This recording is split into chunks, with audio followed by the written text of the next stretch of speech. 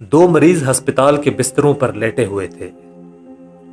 ایک شخص بیٹھنے کے قابل تھا اور اس کا بستر کمرے میں موجود کھڑکی کے پاس تھا، جبکہ دوسرا شخص اٹھنے سے قاصر تھا اور پورا دن اپنے بستر پر لیٹ کر گزارتا تھا۔ کھڑکی والا شخص بیٹھ کر اپنے پڑوسی کو سب بتاتا جو اسے کھڑکی کے باہر نظر آتا تھا، اور وہ لیٹا ہوا شخص یہ سب سننے کا بڑے بے صبری سے انتظار کیا کرتا تھا۔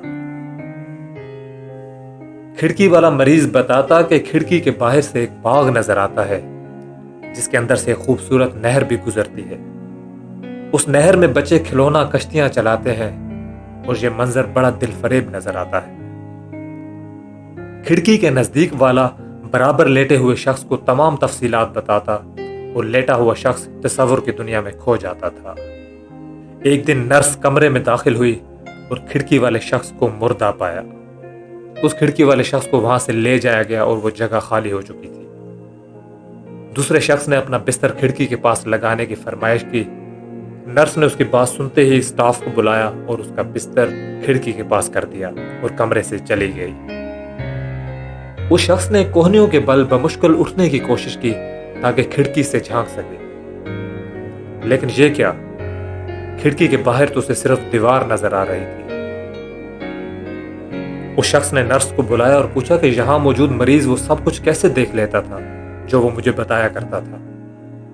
نرس نے بتایا وہ شخص تو نابینا تھا اور وہ تو یہ دیوار تک دیکھنے کے قابل نہیں تھا۔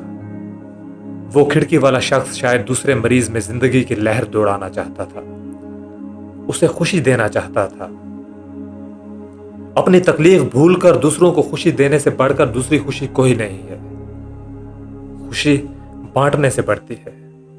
دوستو، آپ بھی اپنے ارد گرد نظر دوڑائیں اور اس دنیا میں تھوڑی سی خوشی کی وجہ بن کر اس دنیا کو مزید بہتر بنا سکتے ہیں۔ آپ جہاں رہیں خوش رہیں، اور میری دعا ہے کہ آپ کی زندگیوں میں ہمیشہ آسانیاں رہیں اور آپ آسانیاں بانٹتے رہیں۔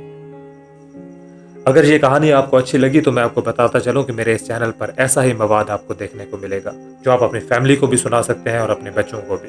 اور میری حوصلہ افزائی کے لیے آپ اس ویڈیو کو لائک بھی کر سکتے ہیں، نیچے کامنٹ کر کے اپنی رائے کا اظہار بھی کر سکتے ہیں، اور چینل کو سبسکرائب کرنا تو بالکل نہ بھولیے گا۔